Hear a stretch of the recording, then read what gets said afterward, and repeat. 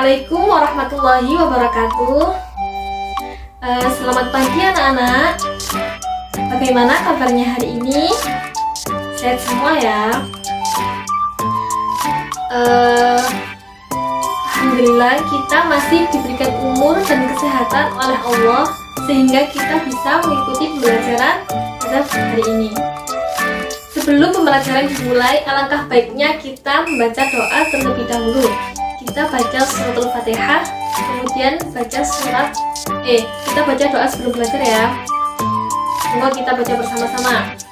A'udzu billahi minasyaitonir rajim. Bismillahirrahmanirrahim.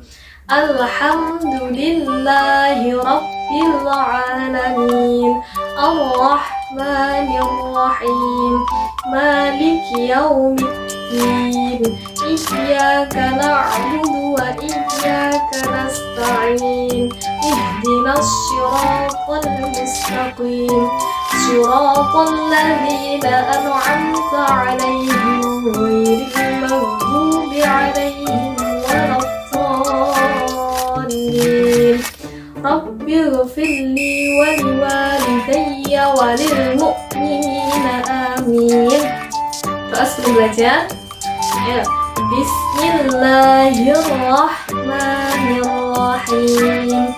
Raditu billahi rabba wa bil islami dina wa bi Muhammadin nabiyyan wa rasula. Rabbi zidni ilma warzuqni fahma.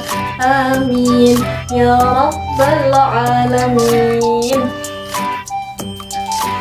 Baik anak-anak, ada yang tahu materi kita hari ini tentang apa?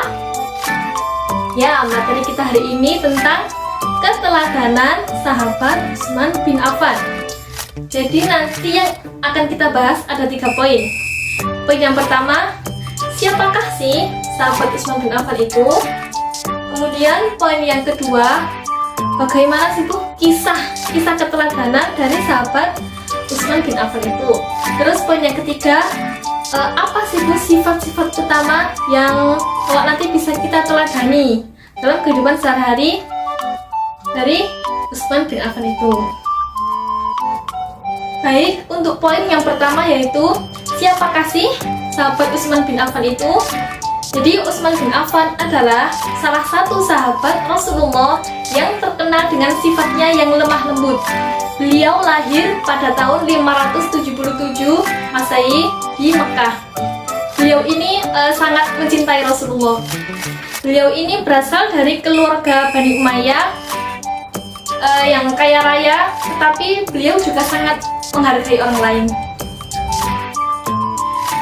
Utsman bin Affan diangkat menjadi khalifah ketiga setelah siapa? Khalifah kedua. Ya, setelah Umar bin Khattab. Jadi beliau ini sebelum diangkat menjadi khalifah, beliau ini sudah terkenal dengan kealimannya. Beliau selalu istiqomah salat malam, giat mengaji, membaca Al-Quran, berzikir, dan kesehariannya itu selalu dibuat untuk beribadah kepada Allah. Utsman bin Affan mendapat gelar atau julukan dari Rasulullah, yaitu julukannya Dzun Nurain. Artinya apa? Yang memiliki 2 cahaya. Maksudnya bagaimana Bu? Artinya beliau ini menikahi 2 putri Rasulullah, yaitu Ruqayyah dan Ummu Kulsum. Jadi ceritanya itu Ruqayyah kan sudah punya suami. Suaminya itu namanya Utbah. Utbah itu putranya Abu Lahab. Kalian kan tahu Abu Lahab kan sangat menentang Rasulullah. Jadi Rasulullah itu mendesak Ruqayyah agar bisa bercerai dengan Utbah. Nah, setelah Ruqayyah menjanda, Rasulullah itu menjodohkan Utsman bin Affan dengan putrinya Ruqayyah. Kemudian setelah menikah dengan Utsman bin Affan, Ruqayyah ini jatuh sakit, dan tak lama kemudian Ruqayyah meninggal dunia. Kemudian setelah kepergian Ruqayyah, Rasulullah menjodohkan Utsman bin Affan dengan adiknya Ruqayyah, yaitu Ummu Kulsum. Dan setelah menikah dengan Ummu Kulsum, Utsman bin Affan ini diberi cobaan lagi, yaitu Ummu Kulsum istrinya meninggal dunia. Baik, poin yang kedua yaitu kisah keteladanan sahabat Utsman bin Affan. Ibu punya cerita nih. Alkisah pada saat Rasulullah masih hidup, di sana itu ada kekeringan di mana-mana, jadi tidak ada sumber air sedikit pun. Ada salah satu sumber air milik orang Yahudi yang masih ada airnya. Lantas Rasulullah itu berkata, barang siapa yang mampu membeli sumur itu, Allah menjanjikan surga. Lantas Utsman bin Affan berkata, ya Rasulullah, saya bersedia membeli sumur itu. Kemudian Utsman bin Affan membeli sumur itu, kemudian yang diperuntukkan kepada kaum muslimin pada saat itu. Kemudian ada cerita lagi nih, pada saat pemerintahan Abu Bakar As-Siddiq di Madinah itu mengalami kekeringan yang panjang. Jadi semua umatnya Abu Bakar itu merasa kelaparan, dan umatnya itu rakyatnya melapor kepada Abu Bakar. Tapi Abu Bakar tidak bisa berbuat apa-apa, hanya menyarankan meminta pertolongan kepada Allah Subhanahu wa taala. Lantas kemudian Utsman bin Affan mendengar berita itu. Beliau langsung mengirim 1000 unta ke Madinah. Lah unta tersebut itu membawa bahan-bahan makanan yang diperuntukkan untuk kaum muslimin di Madinah. Jadi kaum muslimin tidak kelaparan lagi. Kemudian poin yang ketiga yaitu sifat-sifat utama yang bisa kita teladani dari sahabat Utsman bin Affan. Sifat yang pertama yaitu berakhlakul karimah. Jadi setelah bercerita kan kalian bisa nih mengambil kesimpulan, oh iya Utsman bin Affan itu akhlaknya baik. Terus sifat apa lagi? Yang kedua yaitu sopan santun dan lemah lembut. Kita juga harus bisa mencontoh, kita harus sopan santun kepada siapapun, tidak memandang umur, tidak memandang apa-apa ya. Kemudian poin yang ketiga yaitu peduli kepada seluruh manusia. Tentunya apa peduli tadi? Menolong orang yang kelaparan dengan mengirim unta ke penduduk Madinah. Kemudian poin yang keempat yaitu dermawan. Contohnya tadi, di saat dilanda kekeringan, beliau bersedia membeli sumur milik orang Yahudi. Kemudian selanjutnya sifat apa lagi?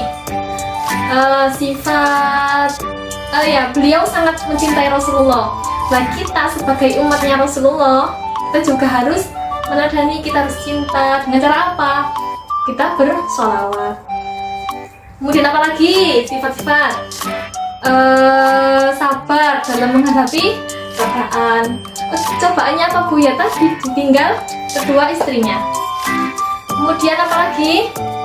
Ya, sangat bertanggung jawab. Apakah ditanyakan?